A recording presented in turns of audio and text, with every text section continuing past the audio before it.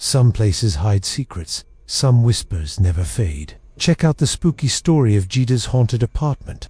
I was born in Jiddah, but since childhood, I have lived with my family in Jiddah. Our apartment building was a 7-story structure, and we lived on the 5th floor. This building held many eerie stories. Growing up there, I had experienced strange occurrences more times than I could count. It wasn't just us, other tenants had encountered unexplainable events too. One of the most common complaints was the sound of loud banging on the rooftop at midnight, as if someone was striking the floor with all their might. Many residents had reported this to the landlord, but he never paid much attention. On the 4th floor, there was a family, a mother, her son, and a teenage daughter. The mother was a school teacher, and they were often out during the day. One afternoon, when the daughter came out of the bathroom, she saw something terrifying, a ghastly figure sitting at their dining table. Frozen in fear, she screamed for her mother. They were so shaken that they moved out shortly after. Apart from the rooftop noises, other tenants reported hearing the sound of anklets moving around empty rooms late at night. After multiple complaints,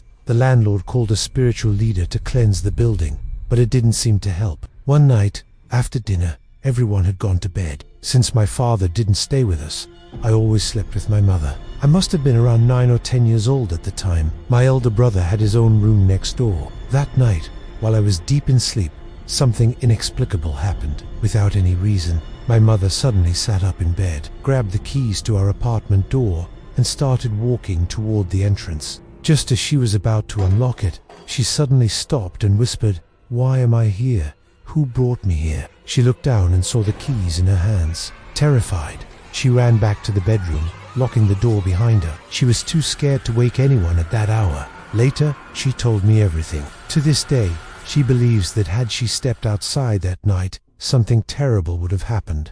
A doctor and his family lived on the 4th floor. One afternoon, his wife went up to the rooftop to dry clothes. As she opened the rooftop door, she was met with something horrifying, an exact copy of herself, standing right in front of her, staring back at her. Paralyzed with fear, she turned and ran back to her apartment, collapsing onto the floor, struggling to breathe. She later recounted the story to everyone in the building. Not long after, they moved out as well. A few nights after that, my mother and I were asleep when I woke up to the sound of someone crying. The sobbing was deep and filled with sorrow, as if someone was in immense pain. The sound was so disturbing that even today, I shudder thinking about it. I wanted to wake my mother, but fear paralyzed me. The crying continued, echoing through the stillness of the night. Finally, I managed to call out, "Mom, do you hear that? Someone is crying." At first, she didn't respond, but when I shook her awake, she, too, heard the sobbing. I could sense she was frightened, but she didn't want me to panic. "It's nothing, dear," she whispered. "Just go back to sleep." Though I obeyed, fear gripped me. Even now, when I bring up that night, I can see the unease in my mother's eyes. What haunted that building?